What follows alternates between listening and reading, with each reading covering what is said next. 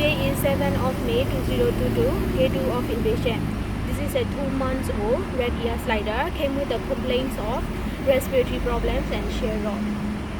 So now we put into the water and then put under the sun for about 30 minutes in the morning.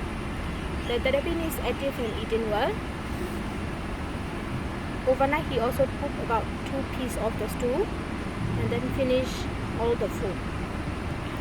We didn't hear any sounds for the respirations, and then the shell is much better already.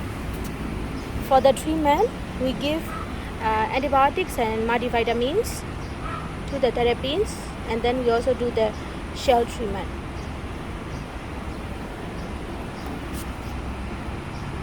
This is the condition of the therapies now today, 7th of May 2022.